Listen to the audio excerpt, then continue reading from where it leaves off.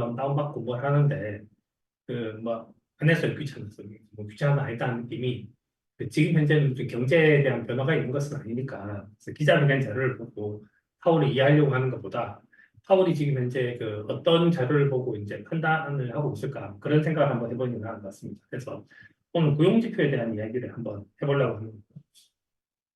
고용지표에 대해서. 이제 그다음에 이제 그 Q&A 하고 있게 오늘 SP가 이제 오늘 이제 FOMC 스테이트먼트가 발표됐는데 스테이트먼트 자료를 보면 바뀐 게 하나도 없어요, 사실은. 바뀐 게. 그러니까 뭐 스테이트먼트가 다 똑같은 거죠. 그러니까 5월달 자료와 지금 자료의 차이가 없는 겁니다. 5월달 자료와 지금의 자료의 차이가 없어요. 그래서 어떤 변화가 이제 일어나지 않았고 굳이 이제 변화가 일어났다고 생각을 한다면 이제 최근 들어서 물가 목표와 관련해서 물가 목표가 지난번에 4개였는데 이번에 마스터가 됐다. 그러니까 이것도 참 그냥 뭐 영어를 공부하는 사람 입장에 생각해 보면 참 적절한 단어를 썼다는 생각이 들어요. 그러니까 이제 5월이 렉이라는 단어가 뭐가 있는가 하면 물가가 이렇게 됐다는 뜻이겠죠. 이게 렉이고 6월이 되니까 이제 다시 이걸 마스터라는 단어를 바꾼 것은 이렇게 된 겁니다. 그러니까 물가가 다시 좀 떨어졌으니까 디스인플레이션이 발생했으니까 컨벤션성 좀 약간의 이제 수정도 좀 있었다. 근데 이 헤드 스테이트먼트와 되게 다르게 프로젝션 된 부분은 좀 달랐습니다. 그래서 프로젝션 한 부분들은 이 프로젝션 한 부분에 대해서 이제 기자회견에서 그런 얘기를 했는데 이게 CPI가 발표가 됐고 발표가 되고 난 다음에 그때도 FOMC는 계속 진행 중에 있었죠. 진행 중에 있었고 그럼 FOMC에 참석하고 있는 참가자들 파티스펀트가 있는데 이 사람들한테 물어봤을 거 아닙니까? 너 당신 숫자를 바꿀 거냐? 숫자를 대부분 바꾸지 않았다는 거예요. 그러니까 이번 자료는 이 CPI가 반영되지 않은 것 같다. 라고 이제 파월이 이제 커멘트를 하긴 했습니다. 그래서 커멘트를 하긴 했는데 스테이트먼트 자료를 보면 이제 마디스트라는 단어로 바꿨고 이번 프로젝션 된 자료를 보자라고 하면 자료를 보면 결론적으로 얘기를 하면 페더럴 펀드 레이트는 3월 달에는 4.6 정도쯤까지 떨어뜨릴 거라고 생각해서 75bp를 떨어뜨릴 거라고 얘기를 했는데 5.1이 됐으니까 현재 5.37고 해서 25bp 정도 떨어뜨려서 5.1 정도쯤 될 거라고 생각을 했으니까 떨어뜨린 폭이 75bp에서 25bp로 떨어졌어요. 그러니까 0.5 정도쯤이 이제 차이가 나죠. 그 다음에 2025년도에는 그러니까 3.9를 예상했는데 4.1이 됐었으니까 어떻게 되는가 하면 3번 떨어뜨릴 거라고 생각을 했다가 한 번으로 바꿨고 3번 떨어뜨릴 거라고 얘기했다가 4번으로 바꿨고 그래서 3.1이 됐으니까 4번 떨어뜨릴 거라고 생각했는데 얘는 그냥 그대로 유지된 그런 상태인 거죠. 유지된 상태. 그러니까 이 숫자가 3.1이 되면 안 되는 것 같은데 3.9가 3.1이 됐으니까 이것도 그겠으니까 여기도 하면 3번 떨어뜨릴 거라고 생각했는데 4번 떨어뜨렸으니까 이번에 보면 뭐가 있는가 하면 맨 마지막 2026년도 엔딩은 3.1과 똑같습니다. 똑같은데 그걸 떨어뜨리는 순서가 바뀐 거죠. 약간 주산모사처럼 이제 3번 떨어뜨리고 3번 떨어뜨릴 거라고 생각했던 것에서 이번에 뭘로 바뀌었나 한 번, 4번, 4번 이렇게 바뀌었습니다. 그래서 이제 횟수는 전체적으로 똑같아졌고 근데 이제 떨어뜨린 폭을 생각하면 2024년도 말은 결국 이제 한 번밖에 떨어뜨리지 않겠다라고 얘기를 하는 거죠. 그다음에 경기에 대해서는 변화들이 없었어요. 경기에는 아무 변화가 없었고, 그다음에 실업률도 변화가 거의 없었고, 그다음에 물가가 변화가 생겼죠. 2.4에서 2.6, 2.2에서 2.3 이렇게 변화가 생겼으니까 PC라든지 코어 PC가 2.6에서 2.8 이렇게 됐으니까 물가에 대한 변화가 일어났더라고요. 물가에 대한 변화가 일어났는데 앞에 스테이트먼트는 마디스트라고 얘기했고 뒤에 스테이트먼트에서는 예상치를 올렸으니까 그러니까 이제 물가가 이제 약간 이제 덜컥되고 있다. 그래서 앞과 뒤가 약간 다른 그런 자료가 됐어요. 그렇죠. 그래서 자료를 보자라고 생각을 하면 이 자료들은 약간 말장난 같은 그런 느낌이기도 하고 뭐 그렇습니다. 큰 변화들은 없었는데 그 큰 변화가 없는 것들을 어떻게 이제 표현하는 그 정도 좀 자료를 들었죠. 3번하고 4번 정도쯤 되는 자료를 이제 한번 보면 한국에서 나온 자료부터 보면 또 워싱턴에서 나온 자료가 있고 뉴욕에서 나온 자료가 있는데 자 이번에 정책 결정은 뭐 있냐면 금리 동결이죠. 금리 동결이고 그 금리 동결된 상태가 지금 이제 몇 번 이제 좀 뒤에 보면 나오는데 하여튼 그래서 금리가 한 6개월 넘게 지금 계속 동결된 상태입니다. 그냥 물가와 관련해서는 주가 진정이 있었다라고 하는 코멘트가 바뀌었다. 코멘트가 바뀌었다. 근데 코멘트가 바뀌었지만 사실 우리가 봤을 때는 뭐 코멘트가 바뀌었다는 느낌은 어떻게 좀 되게 힘들죠. 서머리 이코노미 프로젝션을 보면, 서머리를 한 거 보면, 물가 상승률 2.4에서 2.6, 그 다음에 경제 성장률, 실업률은 동일하게 유지했다. 그러니까 경기가 바뀐 것이 아니라 물가가 바뀐 거죠. 물가. 정책 금리도 뭐 뭐가 있는가 하면 5.1이 됐으니까, 5.1이 됐으니까 25% 정도 좀 떨어뜨리고 올랐다. 그래서 이번 금리는 한 번만 떨어뜨린다. 라고 예상하는 사람들이 제일 많았다. 그 다음 기자 간담회에서 여러 가지 얘기를 했는데, 현재 그 디스인플레이션 진전에 대한 확신이 필요하다는 점을 재차 강조했다. 그래서 뭐 똑같은 코멘트를 계속 반복을 한 겁니다. 반복을 한 거고요. 정책금리에 대한 수정이 있었고, 아까 말한 것처럼 지난번에는 표현했던 것이 렉 부족하다라고 얘기했을 때는 이제 올랐을 때고, 근데 여기 마디스라는 단어를 바꿔서 약간 떨어뜨렸을 그런 상황이에요.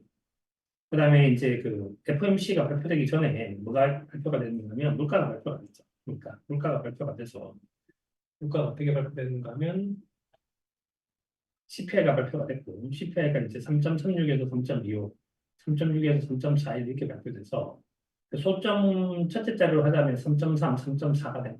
3.3, 3.4가 됐고, 또 CPI가 좀 이제 크게 변화됐죠. 크게 변화돼서 그림으로 놓고 보자라고 하면 물가가 그림을 놓고 보자라고 하면 CPI 수요 관련된 물가가 이렇게 좀 한 단계 좀 레벨 다운을 했죠. 레벨 다운을 했고 이 자료가 반영이 되었다라고 생각을 한다면 그 인플레이션에 대한 서머리 이코노미 프로젝션 같은 거 좀 달라질 수도 있지 않았을까 하는 생각이 좀 들기도 해요. 그래서 이제 파월이 그 부분에 대해서 반영은 안 된 것 같다라고 얘기를 했는데 하여튼 그렇습니다.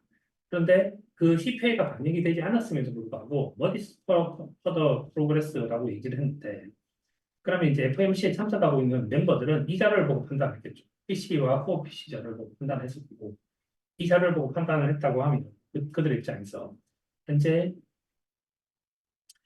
요 자료를 이렇게 놓고 보면 요 그림을 놓고 보면 마리스트라는 표현을 쓸 수 있을 것 같아요. 그래서 지난번 자료가 이 자료였고 이번 달 자료가 이 자료로 바뀌었으니까 물가에 대한 기대는 약간 떨어지긴 했다. 그런데 여전히 앱솔루트 레벨이 되게 높다. 전체적으로 수준이 좀 높다는 얘기를 했고 뒤에 보면 나오는데 어느 정도쯤 되면 떨어뜨릴 거라고 얘기를 합니까라고 얘기를 하니까 이게 2.6에서 2.7이라는 얘기가 뒤에 보면 그래서 사실 지금 현재 보면 뭐가 있는가 2.7에서 2.8이 그렇게 생각을 하면 10% 정도 좀 떨어졌다고 생각을 하면 금리를 떨어뜨릴 수도 있다라고 얘기를 한 거니까 사실 그 기자회견에서 나왔던 얘기는 약간 도피시했다라고 볼 수 있을 것 같습니다.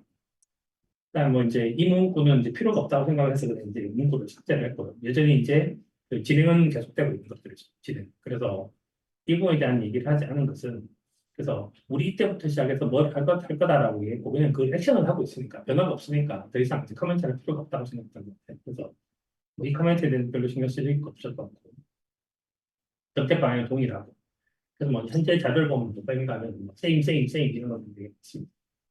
그 다음에 이제 이코노미 프로젝션에 대한 얘기를 해서 뭐가 바뀌었는가 이게 바뀌었다는 얘기를 하죠. 이렇게. 그래서 이제 2.6에서 2.8, 그다음 2.2에서 2.3, 2.4에서 2.6 이렇게 바뀌었다는 얘기를 하고요. 그 다음에 이제 재밌는 것이 뭐가 있는가 하면 차트를 보면 그림을 보면 그림, 쭉 들어와서 이제 이 그림을 보면 이제 그림을 보면 2024년도가 그림이 이렇게 바뀌었어.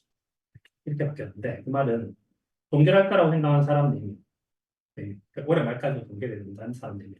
한번 떨어뜨릴 것 하나, 둘, 셋, 넷, 다섯, 여섯, 일곱. 한 번 떨어뜨릴 거다 일곱. 하나, 둘, 셋, 넷, 다섯, 여섯, 일곱, 여덟. 두 번 떨어뜨릴 거다 하면 여덟이거든요.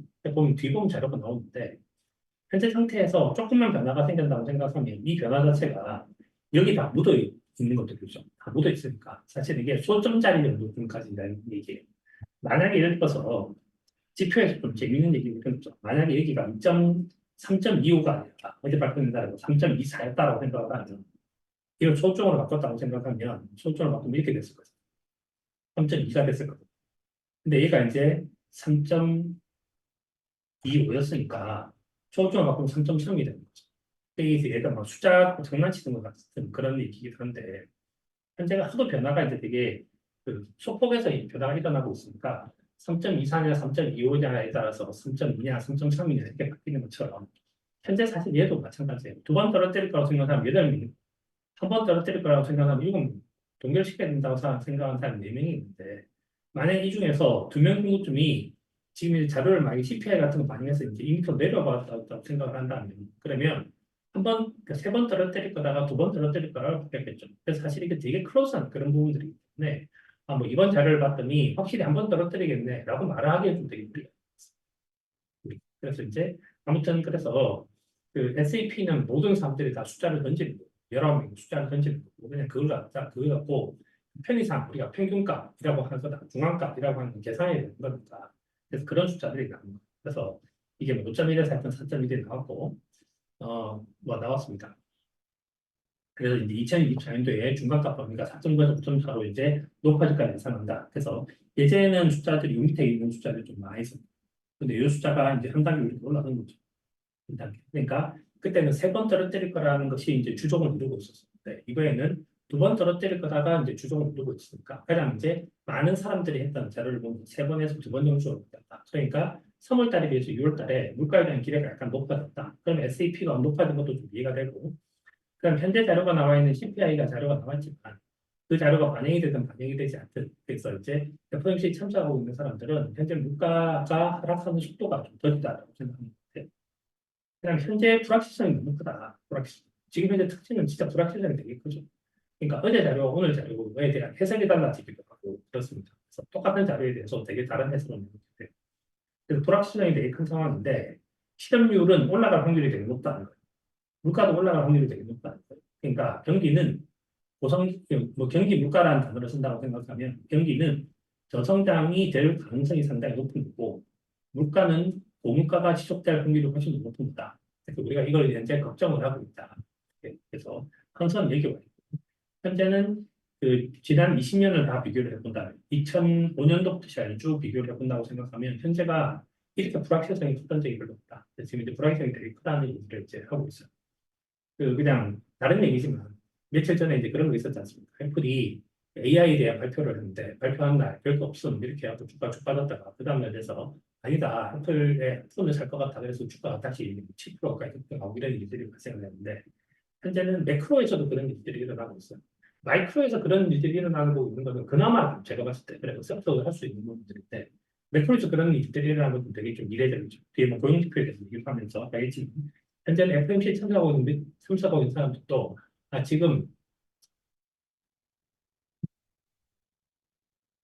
소리 잘 안 들리시나요? 괜찮나요, 이제는? 예, 지금은 괜찮습니다. 아까 전까지는 계속 뭐가 그 쿵쿵 멀리 소리 것처럼 끝쪽에 소리가 들려가지고 이 소리가 네, 묻히더라고요.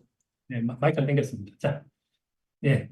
그래서 현재는 이제 그 불확실성이 되게 큰 그런 상황인데 경기가 여기서부터 시작해서 빨리 꺾이면 어떡하나에 대한 걱정, 그다음에 물가가 이 상태에서 이제 고착화되면 어떡하나에 대한 걱정, 이 걱정들을 이제 FOMC 참석하는 사람들도 하고 있다. 그다음에 기자회견에 대한 내용인데 이거 쭉 읽어보고 난 다음에 뭐 기자회견 자료를 갖다가 그 읽으려고 하다가 이제 뭐 자료를 이제 보지도 않았어요. 자, 현재 물가가 지금 근원 PC와 이런 전망치가 2.8%로 한 단계 레벨업 시키지 않았냐, 레벨업. 당신이 지금 이제 다른 멤버들하고 같이 여기를 2.6을 2.8로 올리지 않았냐, 그거 왜 올렸냐, 이렇게 물어본 거죠. 왜 올렸냐, 물어보니까 지난해 6월부터 12월까지 물가가 굉장히 낮았었는데 그런 것들이 전년 동기 대비를 하려고 하니까 뭔가 이제 그런 부분들이 반영이 된 거다라는 거예요. 그래서 그것도 이제 한번 찾아보면 이렇습니다. 그림을 보면 여기죠, 여기. 이걸로 보여드릴게요. 물가가 여기가 작년도에 한 2023년도 1월이고 여기가 작년도 한 뭐 6월 정도쯤 된다고 생각을 하면 여기 물가가 굉장히 높았으니까 물가가 조금만 떨어져도 되게 크게 떨어진 것처럼 나올 거고 여기 물가가 상당히 낮은 수준에 있으니까 어떤 일이 만들어지는가 하면 낮은 수준에 있으니까 물가가 지난해 6월부터 12월 달까지는 상당히 빠른 속도로 떨어졌다. 빠른 속도로 떨어지다 보니까 그걸 갖다가 올해 전년 동기 대비라고 하는 숫자를 만들려고 하다 보니까 전망치가 상승할 거라고 생각을 한다라는 거예요. 이 말은 뭔 뜻인가 하면 이제 100에서 이제 80이 되면 이제 한 20 정도쯤 떨어지고 20% 정도 좀 떨어지는 거지만 이게 70에서부터 시작해서 80으로 된다고 생각을 하면 그러니까 여기서는 크게 떨어지는 것처럼 보이지만 70이 예를 들어 60%가 된다고 생각하면 하락폭은 되게 낮은 거잖아요.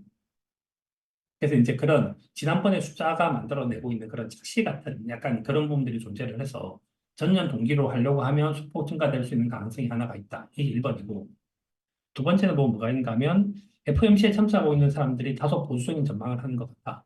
그렇게 해서 이제 2.6이 2.8로 가고 있는 것 같다. 그리고 그다음에 오늘 이 숫자가 발표되는데 5월 달에 CPI 숫자가 발표되는데 숫자가 상당히 떨어졌고 이런 숫자들이 나오면 전망도 달라질 것이라고 생각한다. 이 전망이 달라진다는 말은 어떠신가 하면 본인 그다음에 다른 FOMC 멤버 이렇게 이제 많이 한 거죠. 그래서 2.6에서 2.8로 된 것에 대해서 너무 큰 의미 부여를 할 필요는 없다. 이렇게 생각을 하는 것 같습니다.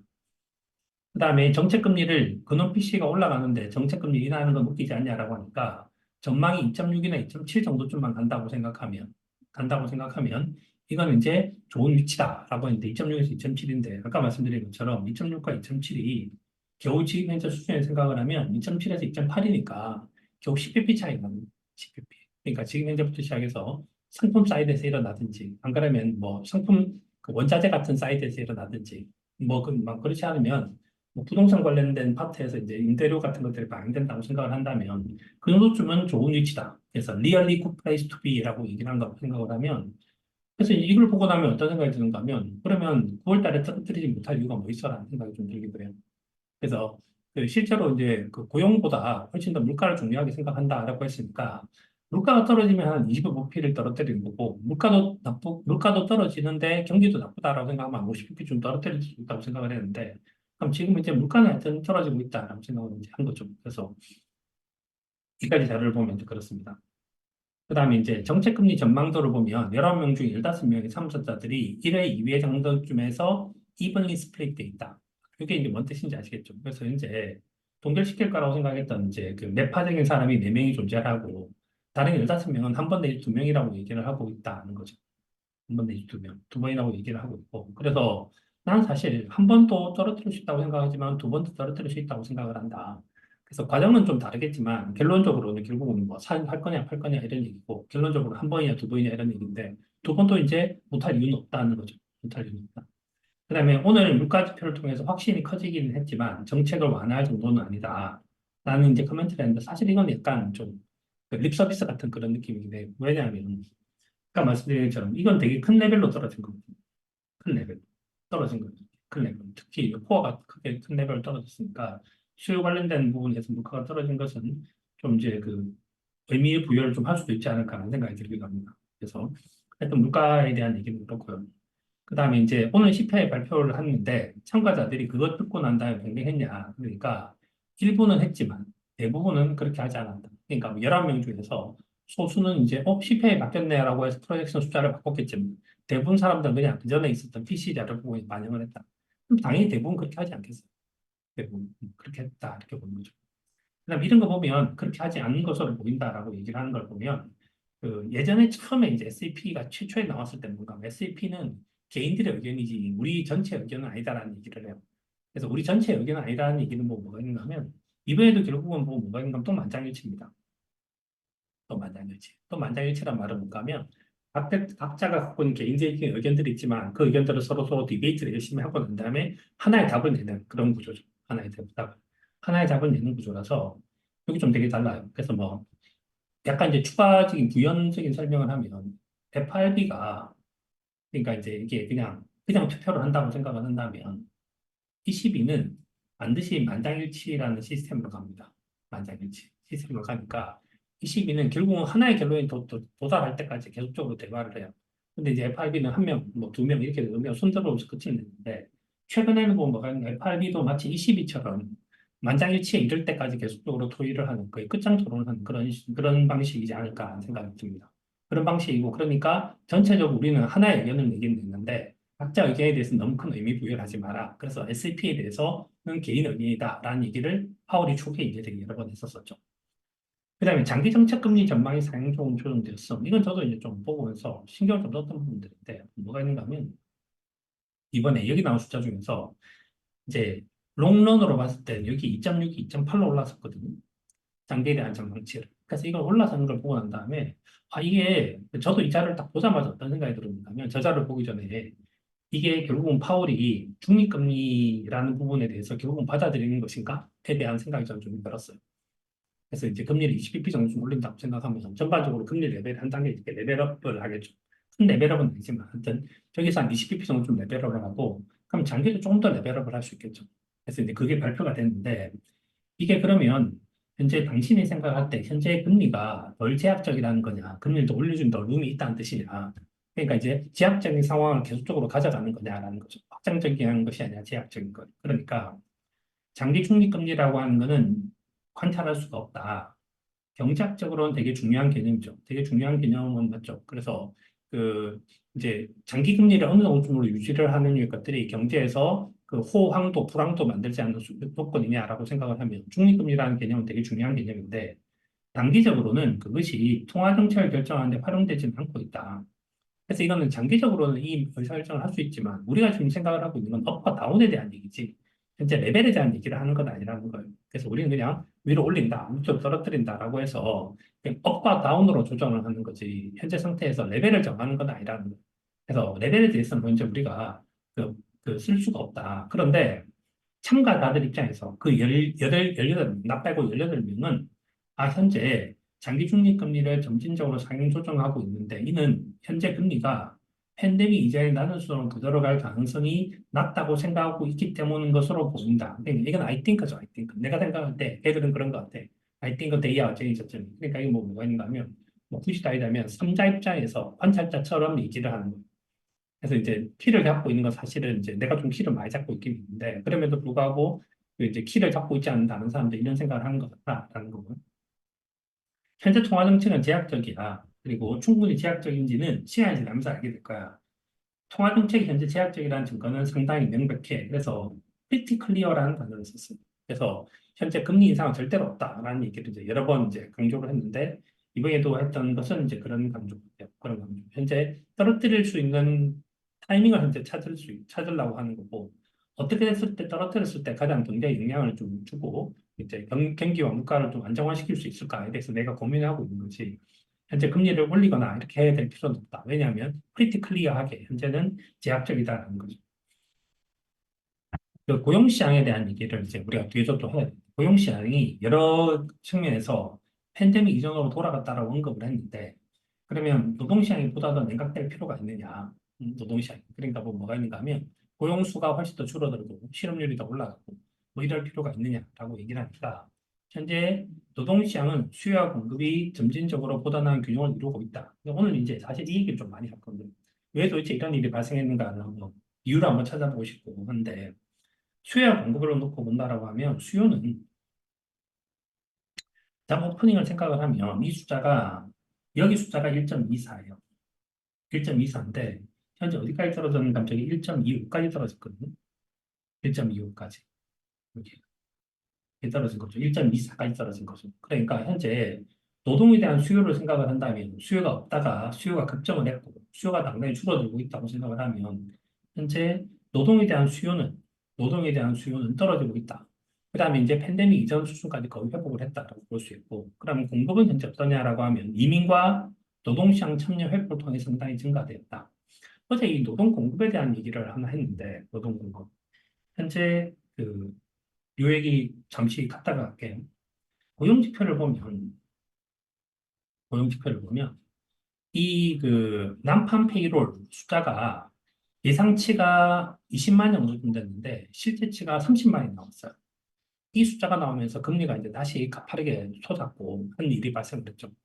발생을 했는데 이 사건에 대해서 여러 명들이 갖고 있는 해석이 이제 나타나기 시작을 하고 있는데 첫 번째는 뭐가 있는가 하면 가게한테 물어보니까 줄고 있다고 얘기를 한다. 가게에서는 나쁘다고 얘기를 한다. 근데 기업에서 얘기했더니 좋다고 얘기를 한다. 가게와 기업이 다른 숫자를 던지고 있다. 가게한테 물어보는 거죠. 극단적으로 해서 가게한테 너 고용됐니? 그러면 아니요, 저 놀아요. 라고 말을 하는 거예요. 근데 기업한테 가서 저 사람 고용하셨어요? 하면 고용했어요. 라고 말을 한다는 거예요. 그럼 가게와 기업이 왜 이렇게 다른 숫자를 던지냐? 다른 숫자를 던지냐?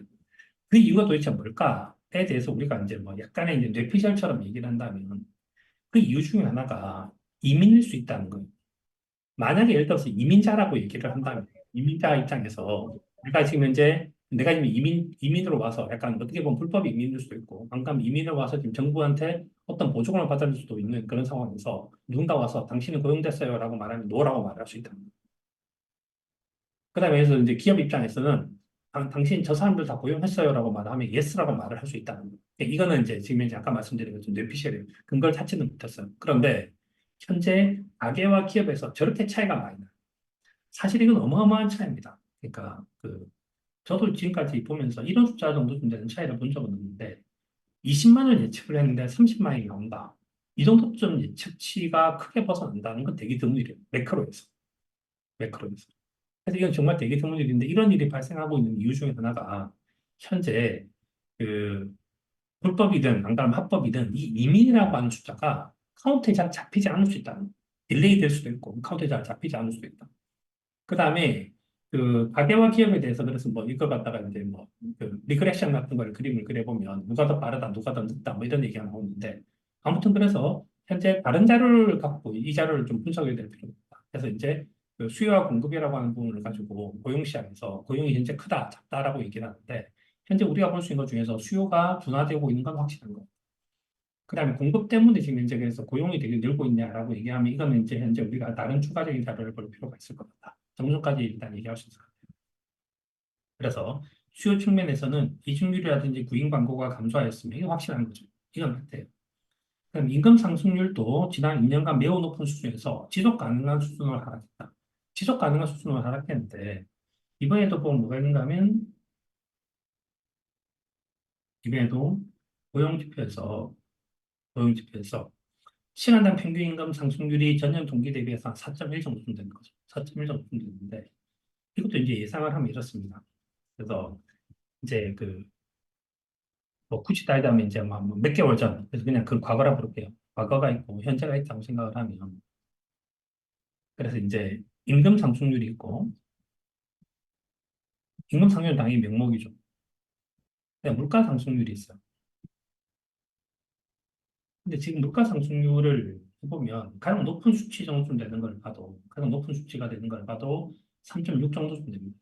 3.6 정도쯤 되고 다른 숫자는 더 적죠. 2.7에서 3.1 해서 대충 3에서 4 사이라고 생각하면 현재는 3에서 4 사이 정도 돼요. 근데 이 명목임금 상승률은 4.1 정도쯤 되는 거죠. 그러면 이게 플러스가 나와요. 플러스. 그런데 얼마 전까지만 하더라도 임금 상승률이 해서 4%대 뭐 후반에 있다라고 한다 하더라도 물가가 너무 높았죠. 물가가 너무 높았습니다. 물가가 뭐 4% 가까이 됐었고 이때는 뭐더 훨씬 더 높았으니까. 근데 그때는 물가가 이제 예를 들어서 뭐 9%다라고 생각한다면 실질 임금 상승률은 여기는 마이너스였고 지금 이게 플러스라는 거. 마이너스와 플러스인 건 되게 다르죠. 마이너스다라고 생각한다는 뜻이 뭔가 하면 정부가 개입해야 될 필요가 있습니다. 정부가 개입해서 중재를 해야 될 필요가 있고요. 이거는 정부가 개입해야 될 명분이 사라집니다. 정부가 개입해야 될 명분이. 명목 임금 상승률이 충분히 높다는 것은 되게 괜찮은 거죠. 이 부분에 대한 이야기를 저는 파월이 이번에 이렇게 표현했다고 생각을 합니다. 파월이 현재 임금 상승률이 4.1 정도쯤 되는데 그 4.1 정도쯤 되는 유의 것들은 내가 봤을 때는 뭐가 있냐면 지속 가능한 수준이다. 현재 물가 수준이라고 하는 걸 감안을 했을 때, 이 정도는 충분히 억셉터블한 거고, 억셉터블한 거고, 그 노동자 입장에서도 충분히 받아들일 만한 거다. 그래서 그전에는 노동자들이 힘들다라고 얘기를 하면 정부 관료로서 내가 해야 될 일이 있겠지만, 현재는 내가 이 정도만 해줄 만큼 해주지 않았냐. 내가 지금 금리를 올려서 물가를 떨어뜨리고 있고, 당신의 실질 임금 상승을 높여줬으면 되지 않았냐 정도쯤에 대한 코멘트가 지속 가능한 수준이라고 얘기를 하는 것 같아요. 그 다음에 이제 실업률에 대한 얘기가 있고, 그 다음에 고용 증출이 여전히 간 거다. 뭐 이제 숫자상으로는 뭐 표면적인 숫자는 이제 되게 높은 거죠. FMC는 노동시장을 매우 주의 깊게 관찰을 하고 있다. 매우 주의 깊게 관찰을 하고 있는데 이게 왜 그런가 하면 노동시장 자체가 선행지표겠습니까? 동행지표겠습니까? 후행지표겠습니까? 노동시장, 노동시장. 소행 아닌가요? 노동시장에서 실업률이라고 하는 지표는 후행지표예요. 후행지표.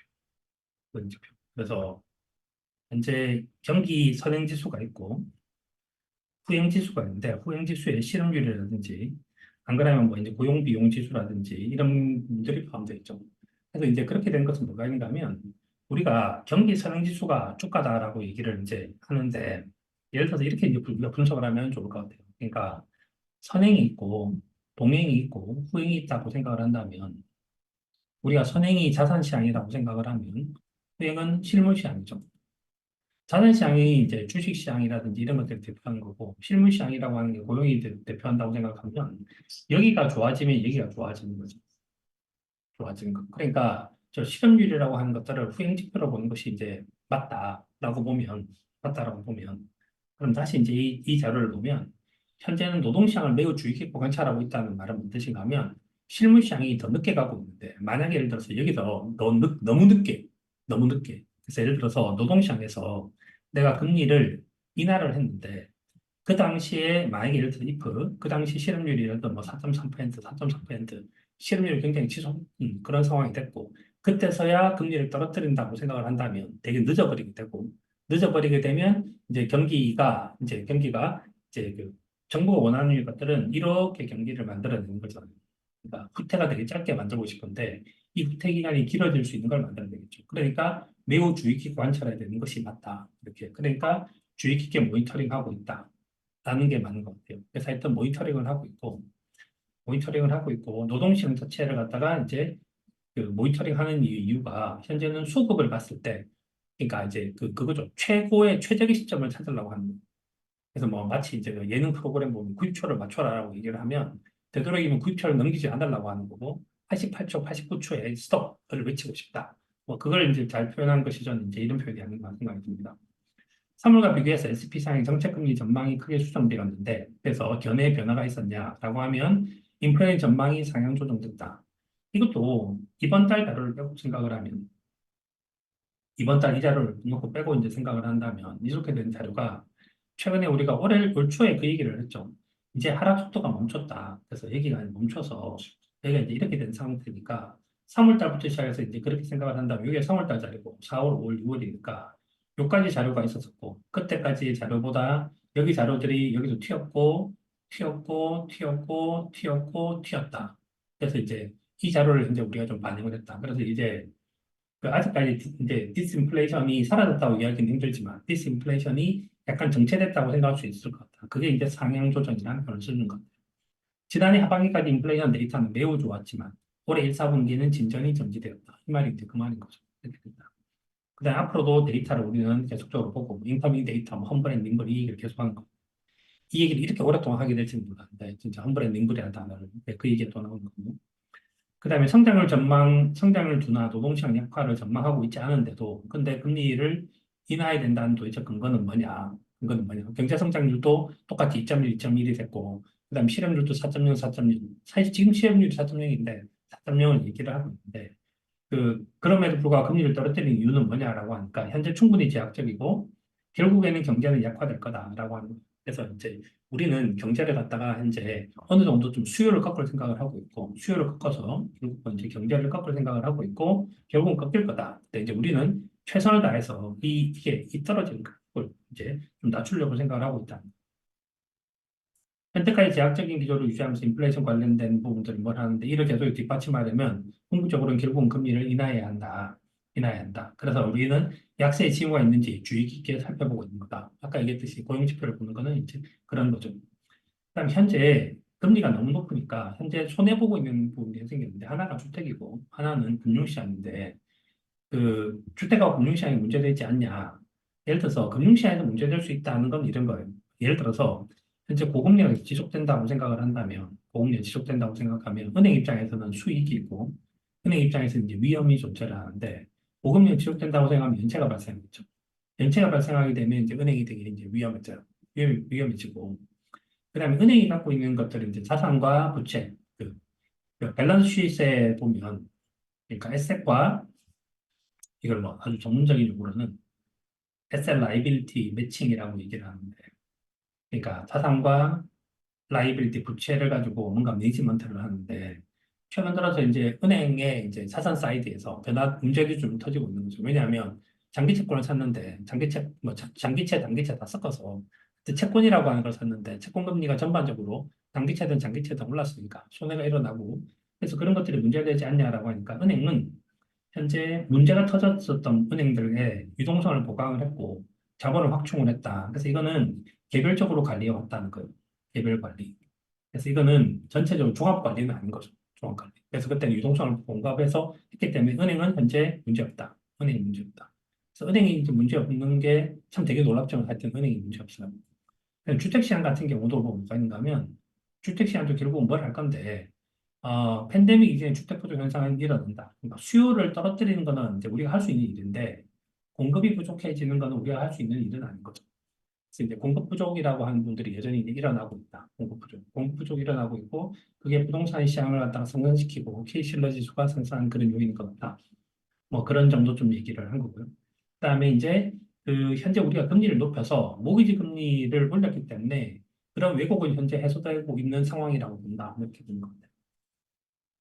그다음 현재 그 보수적 인플레이션 전망에 주거비가 고착화될 것에 대해서 생각하고 있냐 그랬더니 그냥 시간이 걸려서 더디어서 몇 년이 걸릴 수도 있다는 생각을 한다. 근데 시간이 지나면 해결될 거다. 그러니까 예상은 이만큼이었고 지금 실제는 이만큼 된 거죠. 그래서 그냥 타이밍이 더 길어지고 있다. 그 정도쯤 얘기를 이제 한 것 같습니다. 자, 여기까지가 이제 이자 비용까지 포함시킨 거고. 그다음에 뭐 뉴욕 사무소에 나온 자료는 좀 다른 것만 얘기를 하면 다른 건 다 똑같고 특별없고 기자회견 내용은 동일하고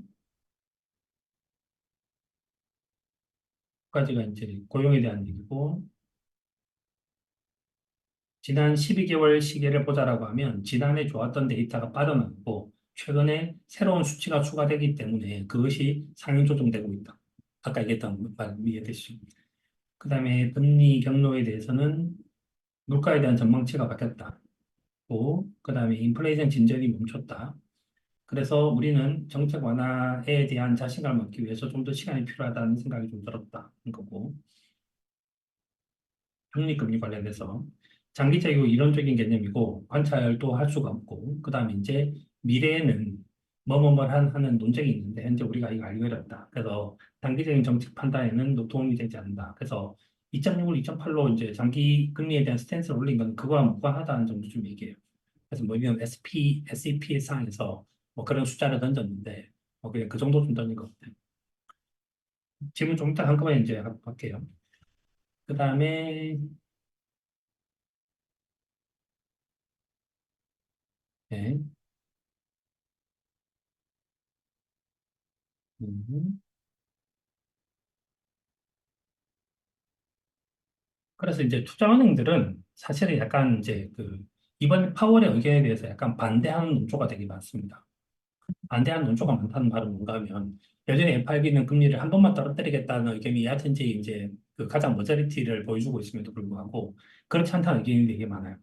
JP 모건은 뭐가 있는가 하면 JP 모건은 현재 금일 CPI 같은 것이 반영되지 않았다라는 주장도 제기되고 있다는 거고 그 다음에 파월은 현재 기저 효과라고 이제 얘기를 했는데 그 다른 사람도 이해하지 못할 것 같다는 얘기가 있었고 그 다음에 금리가 50bp가 8명, 25bp가 7명, 동결이 4명 정도 됐는데 25bp 이나 있던 사람들이 2명만 바꿔줬어도 중앙값이 이렇게 될 뻔했다. 그래서 뭐 큰 의미를 부여하기는 그렇다라는 얘기고 그 다음에 파월 의장 발언을 보면 이번 SEP의 5월 CPI가 반영되지 않았다라고 우리 볼 수 있다는 거고 그 다음에 난 여전히 두 번이 가장 가능성이 높다고 생각한다는 거고 그 다음에 그 금리 연준은 금리 인하를 얘기하고 있지 금리 인상은 없다는 얘기고 CT는 골 때리는데 CT는 4번 생각을 했었었는데 그래서 이번에 보면 뭐가 있는가 하면 그 SEP를 너무 심각하게 받아들일 필요는 없다고 생각하고 우리는 9월에 인하할 거라고 생각하고 이후 7번의 회의에서 계속적으로 인하할 거라고 생각하는데 CT는 좀 더 많이 떨어뜨리고 생각한다. 이 정도 좀 이렇게 됩니다. 네. 여기까지 하고 국제연구센터 자료 하나 보고 또 이제 빠진 부분들 찾아놓고요. 찾아놓고 그 다음에 이제 요 뒤에 자료를 보고 이제 분석을 한번 해보면서 질문도 받아볼게요.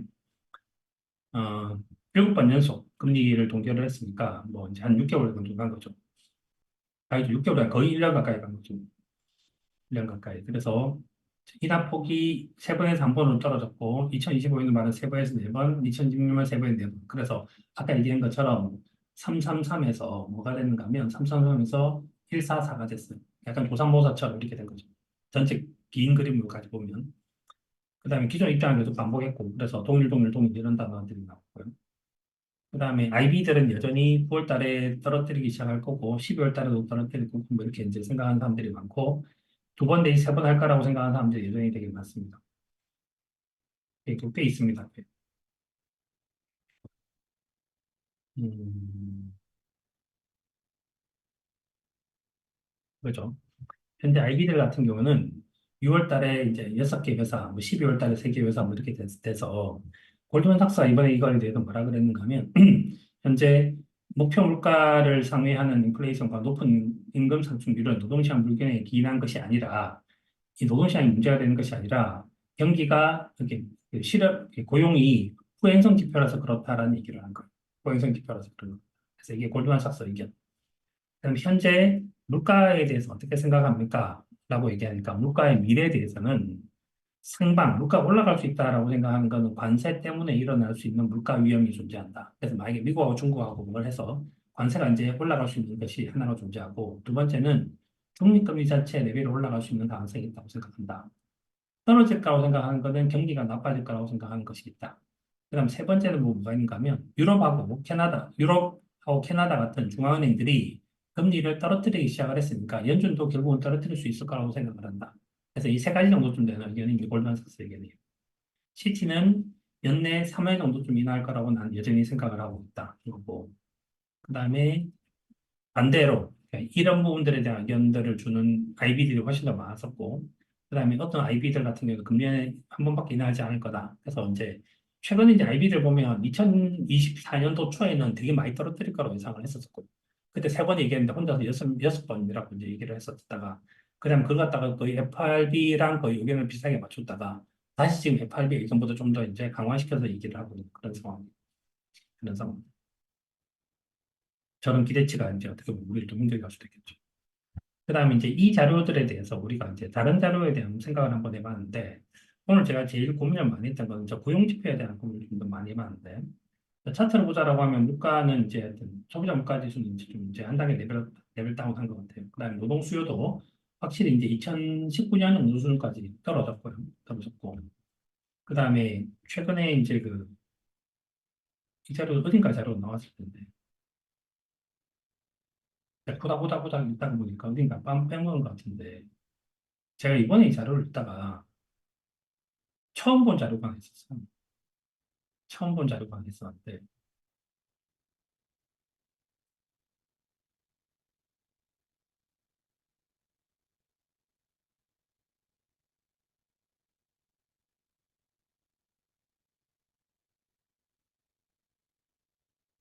요 뒤에 보면 어딘가 있는데, 제가 그걸 줄을 안 쳤는데,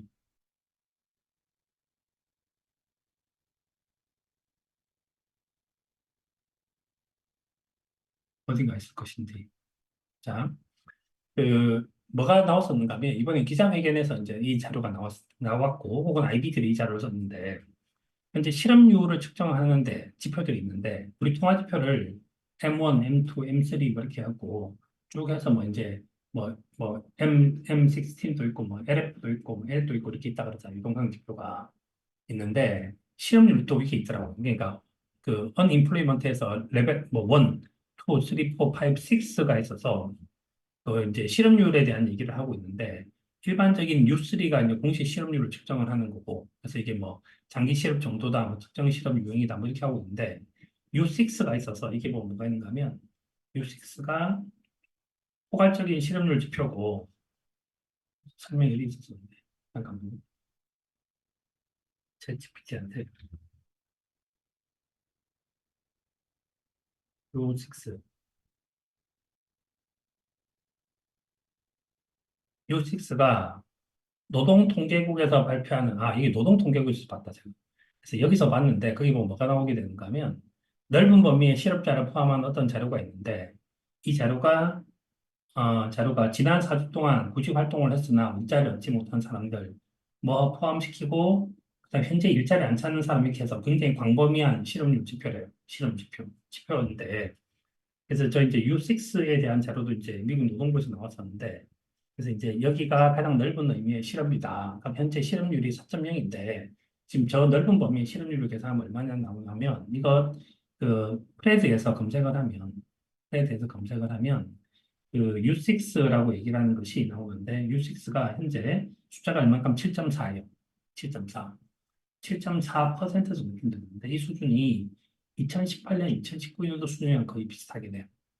2018년, 2019년 이렇게. 그래서 현재 미국에서 이제 보면 실업률이 지금 이제 우리가 실업률 3.7, 3.8, 3.9, 4.0 이렇게 해서 굉장히 낮은 레벨에서 조금 상승했을 뿐이다라고 얘기를 하고 있는데 현재 U6라는 자료를 보자라고 하면 실업률이 올라가고 있다. 그래서 이제 우리가 추가적으로 실업률과 그다음에 저 실업률을 갖다 세부적으로 보는 U6를 좀 보는 것도 의미 있을 것 같다. 이런 생각을 좀 하나 하게 된 거고요. 그다음에 아까 얘기했듯이 경기 선행지수, 동행지수, 후행지수가 있는데 현재 자료를 보자라고 하면 그, 우리가 이제 바라보는 것 중에서 선행지수에 해당되는 지표들이 존재를 하고 그다음 후행지수에 대한 얘기들이 있는데 현재 우리가 고용이라고 얘기를 한 부분에 대해서 너무 이제 의미 부여를 많이 하는 것 같다 하는 생각이 좀 들기도 했고 어제는 이제 어제 종목 원정대를 하면서 어제 그런 얘기 나왔었는데 실제 필립스 곡선을 생각을 하면 필립스 곡선 현재 미국 FRB가 목표라고 있는 것이 완전 고용과 그다음에 이제 안정적인 물가 이 두 가지 거를 생각을 한다고 생각하면 이 두 가지를 맞추기가 되게 힘든 것은 왜 그런가 하면 필립스 곡선에서 얘기한 것처럼 실업과 물가가 반비례 관계에 있기 때문에 이 최적의 시점을 찾기가 되게 힘든 거거든요. 최적의 시점을 되게 찾기 힘든 거고 역사에 따라서 이 숫자들 자체가 그래프가 이렇게 바뀌기도 하고 이렇게 바뀌기도 하고 그래프가 많이 바뀝니다. 그래서 코로나가 터지기 전에 파월 의장이 FRB 의장이 됐을 때 필립스 곡선이 별로 의미 없다라고 해서 그때 이제 평균 물가제 뭐 이런 것들에 대해 주장을 했다고 저는 생각을 하고 있었었는데 최근에 보면 뭐가 있는가 하면 고용 지표가 저렇게 출렁출렁 된다. 예를 들어서 고용 지표가 발표되기 전에 신규 실업 수당 청구 건수는 이렇게 올라갔어요. 이렇게 올라갔는데 그 다음에 고용 지표는 어떤 일이 발생했는가 하면 고용 지표는 또 갑자기 급 좋아짐이 생긴 거잖아요. 급 좋아짐이 이렇게. 그래서 18만, 19만 정도 가격이 27만까지 올라오고 굉장히 급 좋아짐이 있었는데 그러면 현재 상태에서 앞에 자료와 뒤에 자료가 연속 선상이 있지 않죠.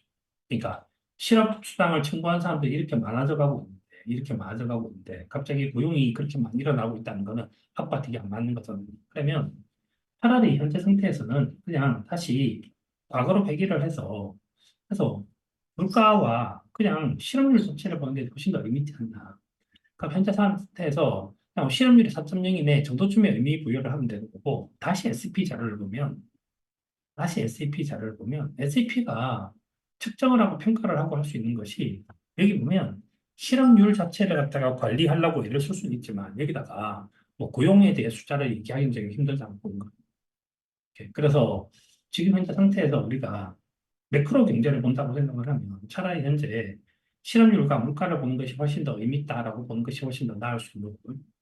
그다음에 이제 신규 실업수당 청구 건수가 있는데 이것도 막 자료를 뒤져보면 뭐가 나오게 되는가 하면 뭐가 있는가 하면 그 이런 게 있습니다. 그러니까 현재 경기에 동행지수에 해당되는 것이 만약 예를 들어서 현재가 경기 선행도 되게 불편하고 후행이라고 하는 거 우리 목표가 아니라고 생각을 하면 차라리 지금 경기 동행 정도 좀 보는 것들이 되게 의미 있을 수 있는데 그러면 소매 판매라든지 안 그러면 생산 지수라든지 GDP라든지 이런 걸 보는 게 차라리 더 나을 수도 있거든요.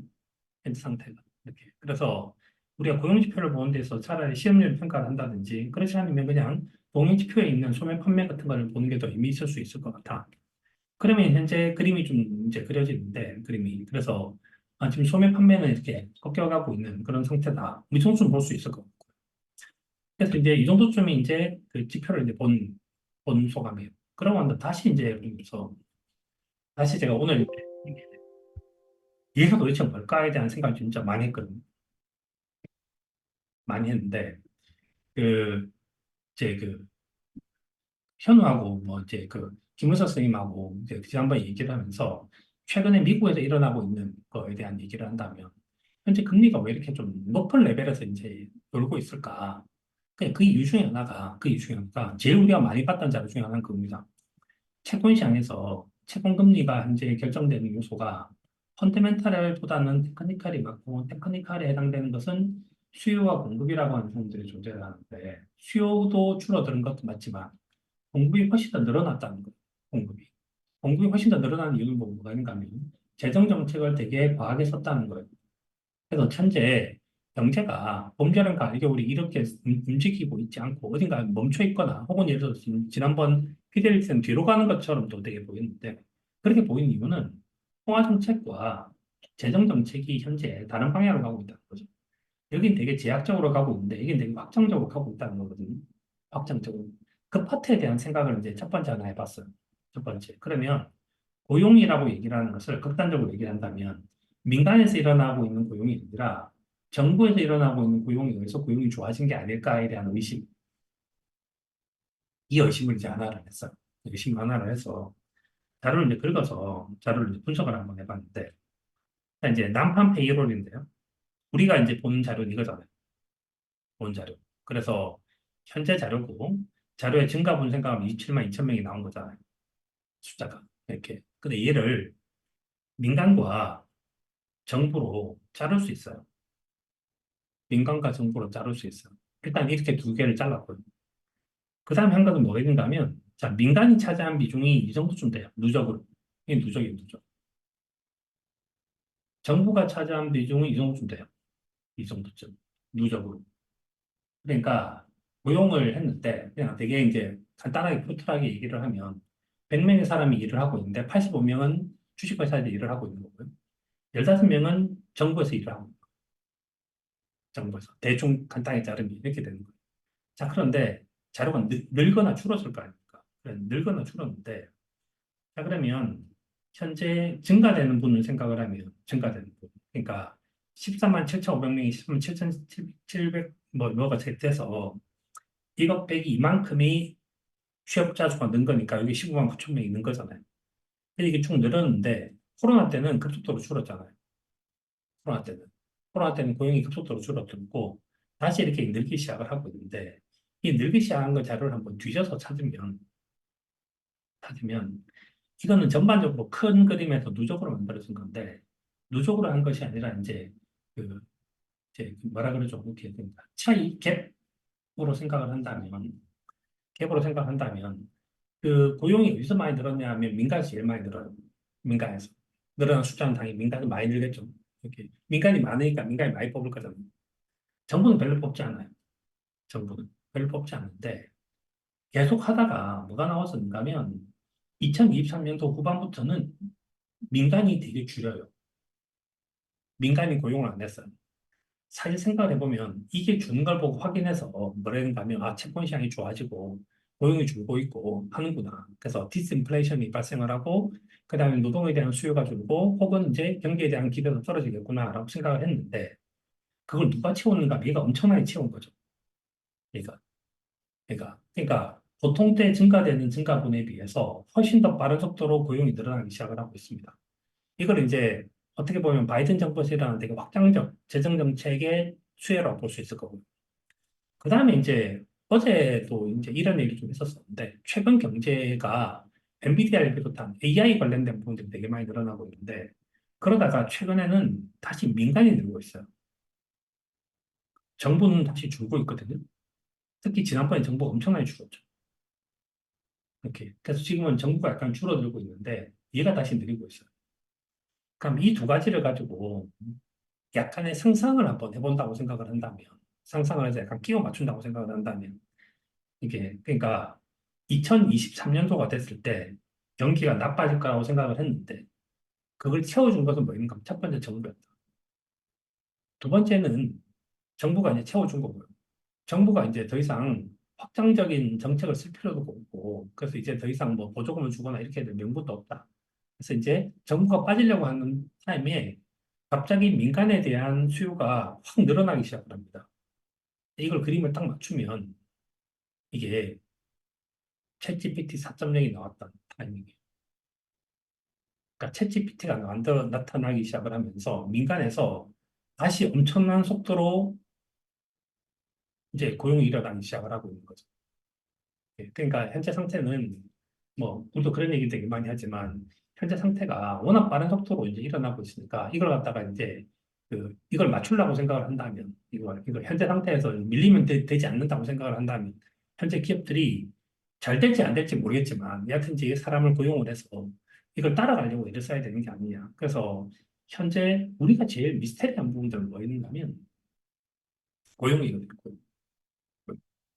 만약에 현재 예를 들어서 이 정도쯤 되는 상황이 계속 이어지고 있다라고 생각을 했으면 그래서 이제 고용이 엄청나게 많은 속도가 민간에서 일어나다가 고용 속도가 이렇게 둔화되기 시작을 했다고 생각을 한다면 현재 채권 시장, 채권 금리가 훨씬 낮은 레벨이겠죠.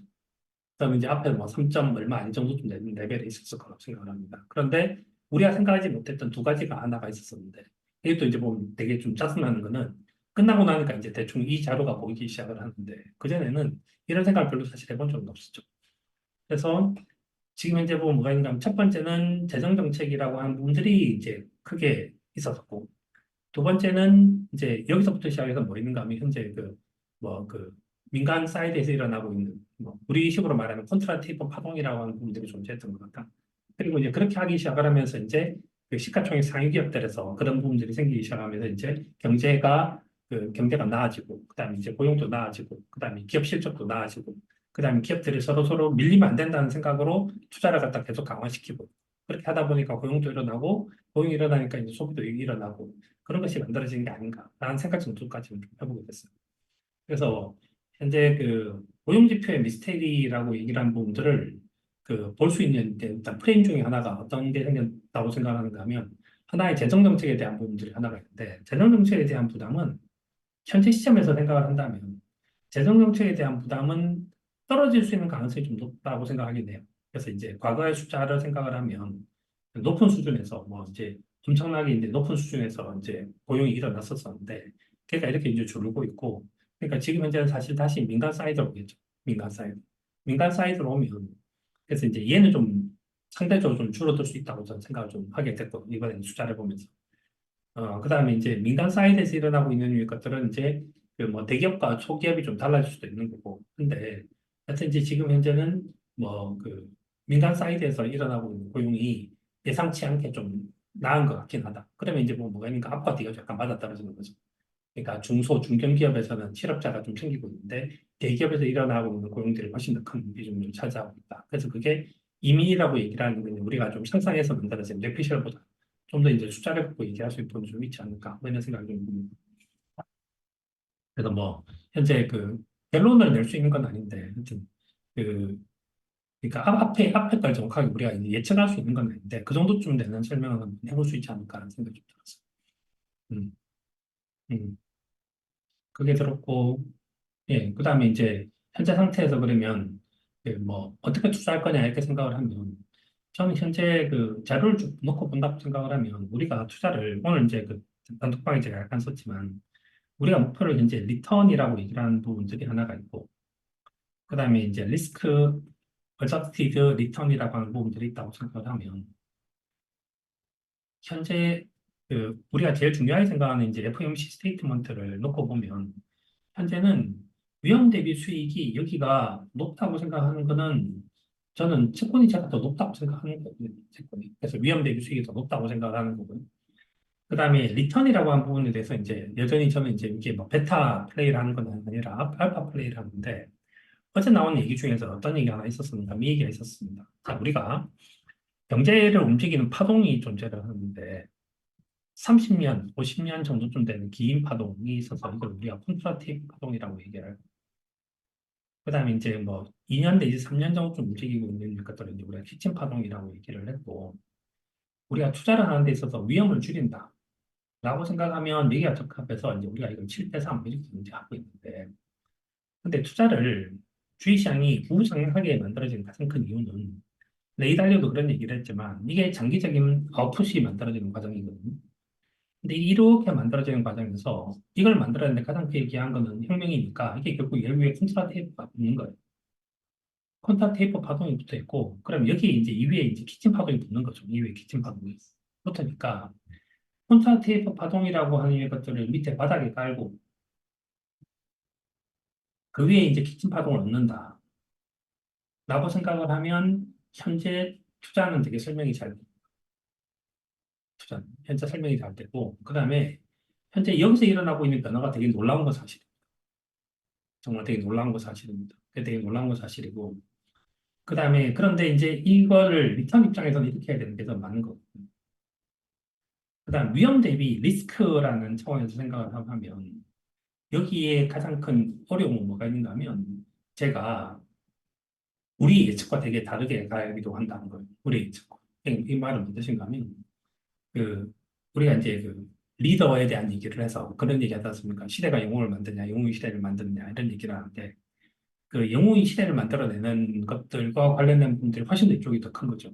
그러니까 이제 얘가 예측이 되게 어려운 부분들이 존재한다는 거예요. 그러니까 위험이라고 하는 걸 생각을 한다고 하면 키친 파동 위에다가 콘트라테이프 파동을 얹어서 여기를 7대 3 정도 수준으로 투자를 하는 것이 전 적합하다고 생각을 하는 거예요. 그다음에 그런데 그럼에도 불구하고 아주 긴 흐름을 돌이켜서 과거를 돌아서 설명한다고 하면 전 설명력이 훨씬 더 크다고 생각합니다. 설명력이 크다고 생각하긴 하는 거고 그다음에 현재 그 자료를 우리가 보면서 해석을 할 때 그 좀 주의해야 된다고 저는 생각을 하는 부분들은 뭐 있는가 하면 우리의 이제 직관과 우리의 이제 이성이 있는데 그러니까 직관적으로 해석돼야 되는 부분들을 보고 한다면 얘를 가지고 저는 이제 결국은 다 다시 답을 함께 찾아야 된다고 생각을 하거든요. 아까 얘기했듯이 이제 그러니까 되도록이면 이제 뭐 저도 이제 오늘 뭐 뇌피셜은 얘기했지만 되도록이면 뇌피셜을 갖다가 이렇게 그러니까 이건 필이고 이걸 이제 노후로 만들어야 되니까 이런 작업들은 계속 필요하다는 생각이 좀 들게 돼요. 그래서 현재 상태에서 그 이 작업을 계속해야 될 필요가 있고 그냥 이제 그 되게 좀 약간 이제 재미있는 얘기를 하면 뭐 어제 뭘 하다가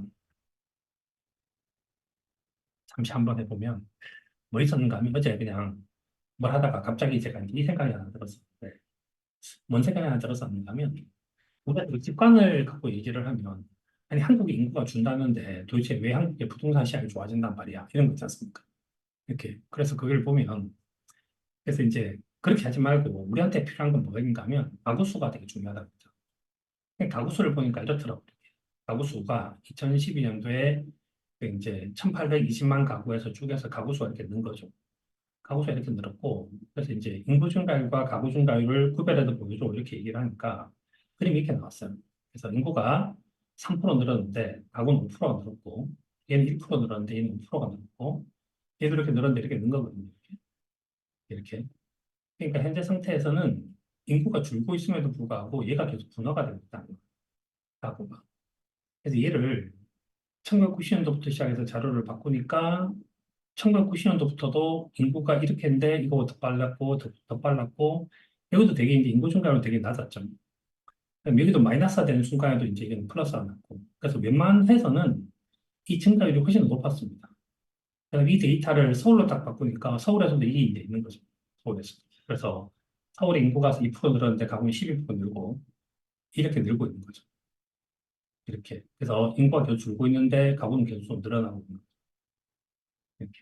그래서 저는 이게 뭐가 있는가 하면, 뭐 이건 그냥 재미삼아 보여드린 건데, 이게 저는 약간의 분리 힘 같은 게 저는 있다고 좀 생각을 해요.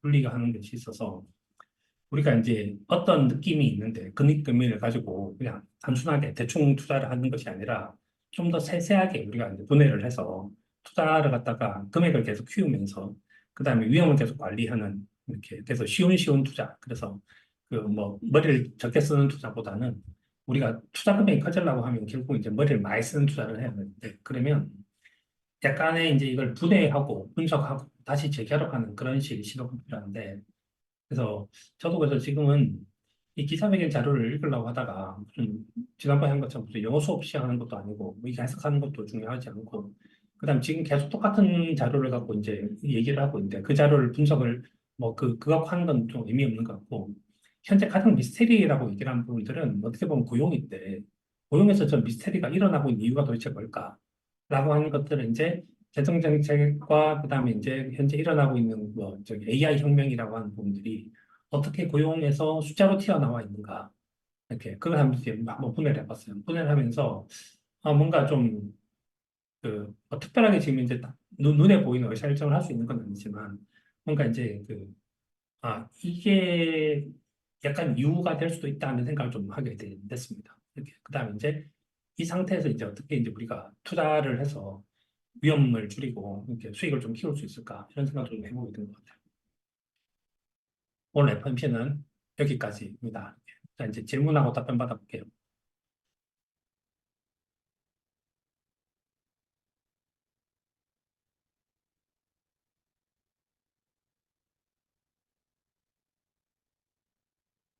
그렇죠. 뭐, 이건 뭐 제가 바이든이 아니고 바이든 정책을 하는 사람도 아니니까 잘 모르겠는데 어제 나왔던 얘기 중에서는 이제 그런 얘기가 하나 있었어요. 그래서 뭔 일이 있었는가 하면 그 재정 정책이 과연 언제까지 갈 거냐, 피스컬 팔러시가 언제까지 갈 거냐 이렇게 에 대해서 하는 것 중에서 일반적으로 봤었을 때는 경기가 업사이클이 있고 다운사이클이 있다고 생각을 하면 업사이클이 이제 있다고 생각을 하면 경기가 좋아지고 이렇게 모든 것들이 이제 뭐 좋다.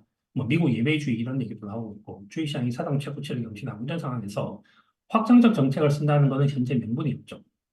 명분이. 명분이 없고 얘가 언제까지 갈 수 있냐라고 생각을 한다면 그래 지금 현재는 좀 특별하니까 정치 시즌이니까 그다음에 정치가 생각을 할 때 정치한테 되게 중요한 거는 그러니까 1인이 1표를 갖고 있는 것이 정치의 메커니즘이고 경제는 1달러가 1표를 행사하는 거니까 이건 되게 다른 거죠. 근데 경제는 힘 있는 소수가 되게 이제 의미가 있는 거고 여기는 그냥 힘 없어도 다수면 되는 거죠. 다수. 다수면 되는 거고, 현재 미국이라는 나라가 빈부격차가 되게 크고, 그런 상태에 있으니까, 현재 정치에도 표를 받으려고 하면 재정 정책을 확대시켜야 된다는 얘기를 하게 되는데, 현재가 6월 정도쯤 돼 있고, 미국 이제 선거가 11월 달에 되는데, 미국이 11월 달 선거 정도쯤까지 한다고 생각하면, 그때까지야 뭐 재정 정책을 할 수 있을 것처럼 얘기를 할 수 있지만, 그 이상 계속적으로 내릴 수 없지 않을까 정도쯤 되는 이야기를 어제 한번 하게 됐었어요. 네, 그래서 그게 있고 현재 미국에서 저 표를 받는 데 있어서 이민과 반이민이 존재를 하는데 현재 표 받기는 반이민이 훨씬 더 좋은 것 같아요. 반이민. 그래서 이제 현재 그건 뭐 전 세계적인 트렌드이기도 하죠. 그래서 뭐 국가에서 인심이 나는데 현재는 상대적 격차 이런 것들이 되게 커지니까 뭐 이제 그 국가는 아니라고 저는 생각을 하고 있습니다.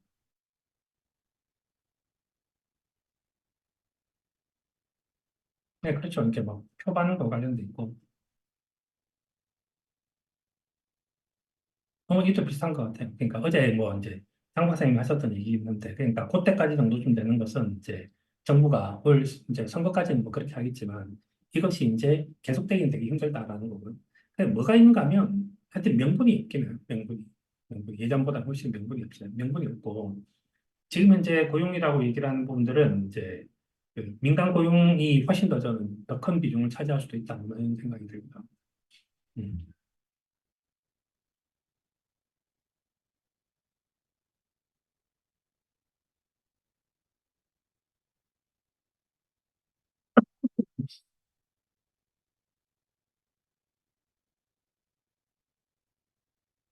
이 자료를 다시 보면 이 자료 그냥 다운받은 건 별거 아니니까 다운받고 이렇게 해서 이제 자료를 이제 마이너스에서 계산해 놓고 여기 이제 비중 한 건데 이 파일은 좀 이따 한번 들어볼 테니까 한번 다른 분들도 한번 의견 한번 줘보세요. 그래서 뭐 다르게 이제 한번 만드셔도 되고 음, 예, 그렇습니다.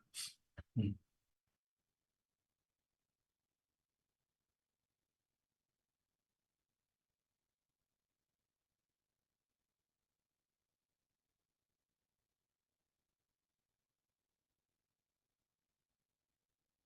그다음에 아까 이제 뭐 파동에 대한 얘기하고 뭐 이렇게 했는데 그 금리가 이제 금리가 그렇게 됐죠. 그러니까 금리를 레벨 다운 시켰던 사건 중에서 가장 큰 사건은 뭐였는가 하면 최근에 뭐였는가 하면 차이메리카였습니다.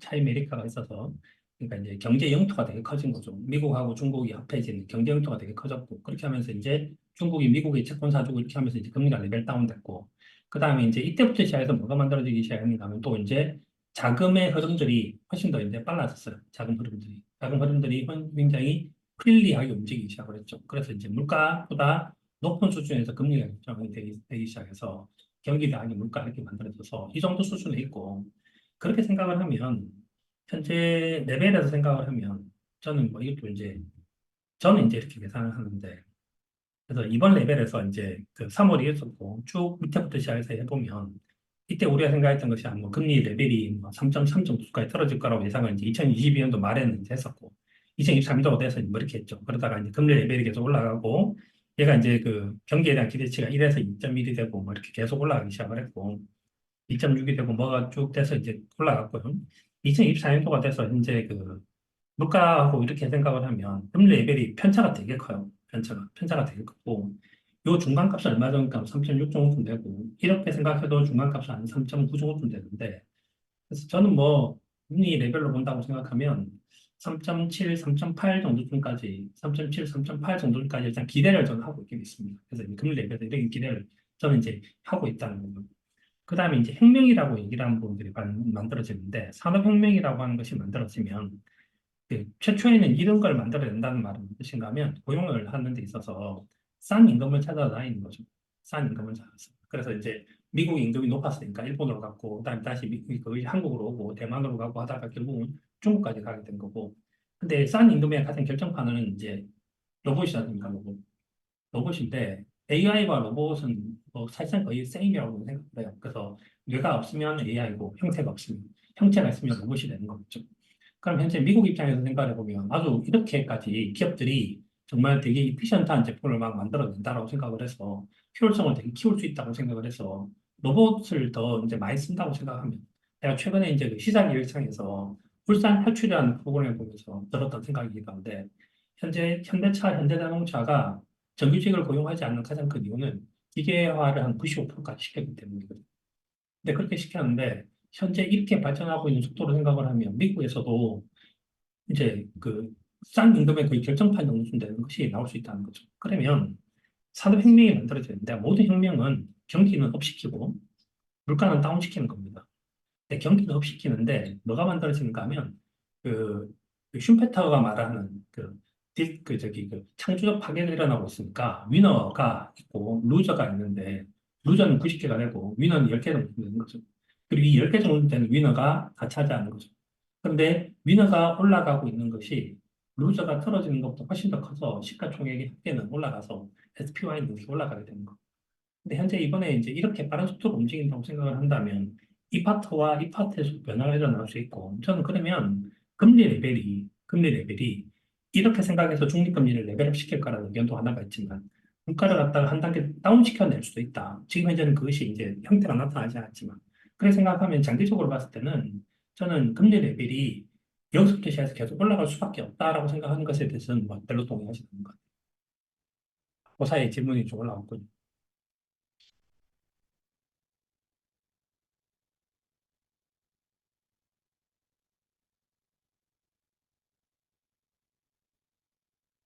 네. 저는 이제 이 정도 좀 생각을 현재 하고 있는 것 같아요. 그래서 고용 지표를 분해시켜서 볼 필요가 생겼다 정도쯤까지 있는 것 같습니다. 그래서 우리가 이제 공부를 하면서 제가 느끼게 되는 건 뭐가 있는가 하면 시장이 항상 동일하지는 않지만 거의 비슷하고, 그 다음에 이제 비슷하지만 똑같지는 않은 거죠. 그러니까 조금씩 바꿔야 되는 것 같아요. 그래서 파월도 조금씩 물가를 바라보는 지표를 여러 가지로 이제 하는 것처럼 우리도 이제 여러 지표를 봐야 되는 것 같습니다. 그러니까 이제 우리가 이제 무엇인가가 이게 정답이다라고 생각하는 순간 정답이 조금씩 답을 이제 해답을 바꿔가고 있지 않나 이런 생각이 듭니다.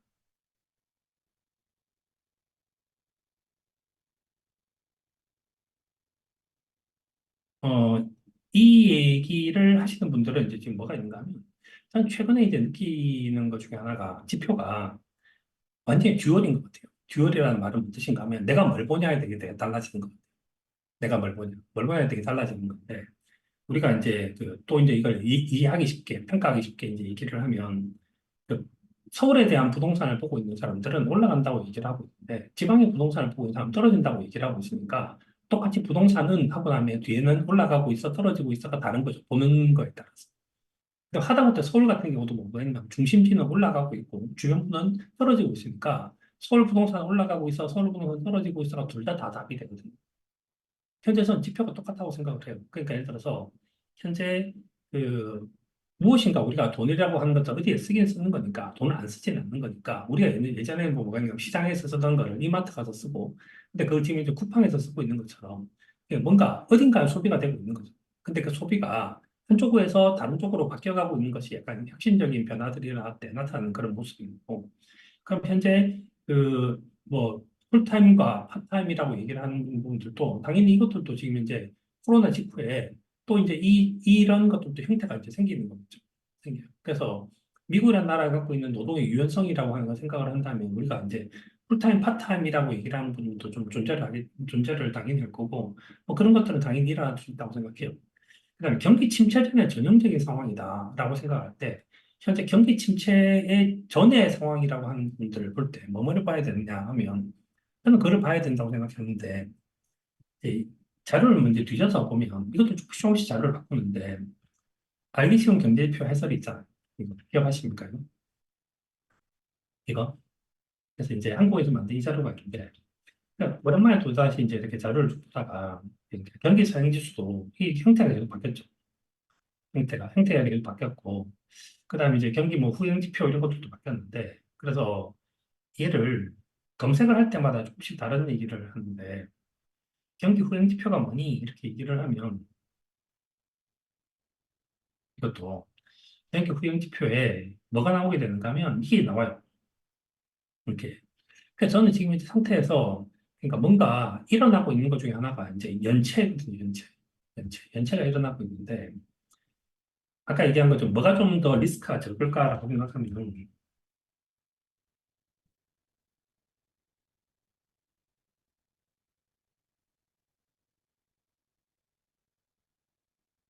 연체가 일어나고 있는 것들이 신용카드에서 이게 커지고 있는 거죠. 이렇게 커지고 있는데 현재 이게 레벨을 따지자면 뭐 2012년도 레벨까지 올라온 거거든요. 이렇게. 그러니까 연체가 일어나고 있으니까 그걸 생각을 하면 현재가 저런 걸 생각하면 경기 침체 전 정도쯤으로 볼 수 있을 것 같긴 하다. 그래서 현재는 그 파월도 그런 얘기를 하지만 현재 여기서 경제가 더 좋아진다. 전체가 매크로가 개별 종목을 빼놓고 전체가 더 좋아진다라고 생각하기 좀 어렵지 않은가 이렇게 나는 거예요. 그래서 저는 이제 그 메커니즘으로 생각을 해본다고 하면 우리가 현재 같은 상황에서는 자료가 조금씩 계속적으로 이제 모디파이를 하고 이렇게 변화를 일으키고 하지만 뭔가 이제 이런 자료를 다시 뒤져서 좀 더 그래도 이제 연구를 갖다가 이제 많은 사람들이 연구를 했고 그런 자료를 좀 더 찾아서 보는 게 좀 더 도움이 되지 않을까 그 정도 좀 생각을 하는 것 같습니다. 네. 그다음에 이게 하도 답답하니까 방금 이제 그렇게 말씀하신 것처럼 뭐도 있었었는가 하면 지난번 그 질문 기억하십니까? 그래서 어느 기자가 하도 답답하니까 뭐 어떤 일화 같은 거 좀 얘기해달라 뭐 이런 거 하잖아요. 그럼 일화 같은 거 얘기해달라는 건 그런 거 아닙니까? 내가 지난번에 만났는데 어떤 애가 식당에서 만났는데 뭐 거기 가니까 뭐 줌으로 뭐 서비스를 받고 있고 알고 봤더니 그 사람이 필리핀 아줌마 있고 이런 얘기를 해달라는 거예요. 그러니까 그 말은 무엇인가 하면 현재가 코끼리 뒷다리 잡듯이 되게 여러 가지 자료를 갖고 찾으려고 애를 쓰고 있는 과정이라고 생각해요. 근데 이제 우리가 그런 류의 것들에 대해서 항상 조심해야 될 필요가 있다. 아까 얘기했지만 이제 그래서 그런 자료를 갖고 난 다음에 이렇게 됐네, 저렇게 됐네 이렇게 판단하는 것보다 좀 더 이제 생각을 좀 더 길게 하는 그런 흐름들이 필요한 것 같다. 저는 좀 생각.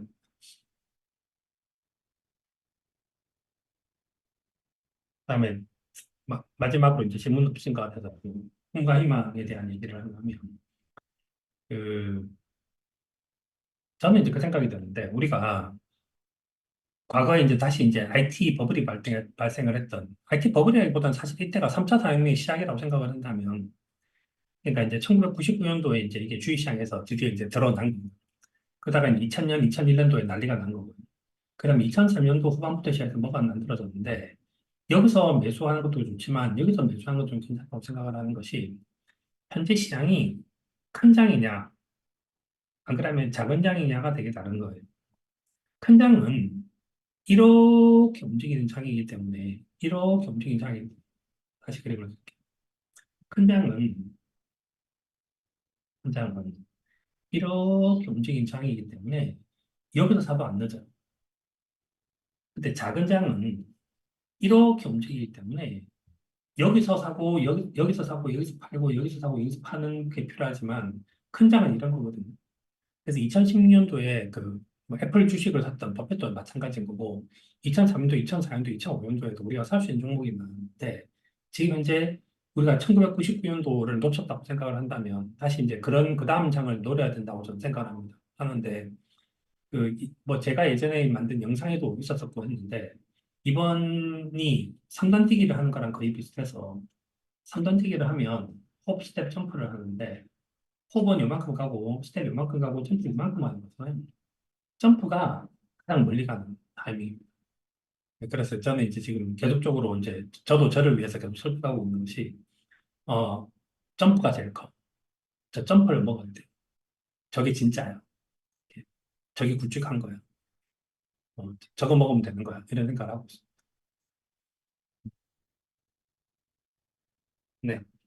그럼 오늘 뭐 특별한 의견 없으시면 오늘 여기까지 하도록 하겠습니다. 그다음에 토요일 날 그래서 또 이제 얘기를 좀 더 해보긴 할 건데 토요일 날은 지난번에 이제 그 뭐 홍익 선생님 올리신 그 자료처럼 현재 상황에서 그러면 뭐냐, 약간의 그는 이런 거죠. 그러니까 투자를 하는 데 있어서 아까 제가 경기 동행지표에 대한 얘기도 했는데 뭐 뭐가 있는가 하면 아주 빨리 가는 것도 하나의 답이고 아주 천천히 가는 것도 답이거든요. 근데 저는 사실 얘를 좀 더 잘하는 편이긴 한 것 같아요. 이렇게. 근데 아주 빨리 갈 수 있는 것도 하나의 답이고 이 두 가지를 약간 섞어야 될 필요가 현재 있는데 그럼 이걸 이제 어떻게 섞는 것이 이제 방법인가에 대한 얘기를 이제 토요일에 한번 해보도록 하겠습니다. 네. 이게 뭔 뜻인가 이런 뜻인데 그 투자를 하는 데 있어서 지난번 퀀텀 수업에서 제가 이걸 했는데 과거부터 시작해서 현재까지가 있고 현재가 미래로 이어지면 이걸 뭐라 하는가 하면 여기서 과거와 현재가 이렇게 이어지면 이걸 연속이라고 부르거든요. 근데 과거와 현재가 이어졌는데 현재와 미래가 이렇게 바뀌면 이걸 불연속이라고 불러요. 이 투자는 쉬워요. 배운 대로 하면 되는 거고 과거 자료를 열심히 뒤져서 공부를 하면 되는데 여기가 되게 힘들어요. 이렇게 여기가 되게 힘든데 지금은 여기서 큰 변화들이 일어나고 있는 거죠. 그러면 방법이 뭐가 있는가 아까 얘기했듯이 이거 본 것도 보고 이것도 하나의 방법인 거죠. 하나의 방법. 그 다음에 이제 저는 이제 예를 들어 제가 책으로 보고 이렇게 배운 사람들은 주로 여기 있는 사람들이죠. 워백 같은 사람들 이런 사람들이니까. 이렇게. 근데 이제 그런데 현재 상태에서 우리가 스카우트 같은 파일도 있고 하면 도움을 받으면 이렇게 할 수 있는 방법들도 하나가 있는데 그런 방법들에 대한 이야기를 하면서 뭐 어떻게 이제 뭐 성장이라고 하는 것들 빨리 좀 캐치를 할 거냐 뭐 이런 거에 대한 의견을 이제 이번 토요일 한번 말씀드려보도록 하겠습니다. 네, 오늘 여기까지 하도록 하겠습니다. 수고하셨습니다. 좋은 밤 되십시오.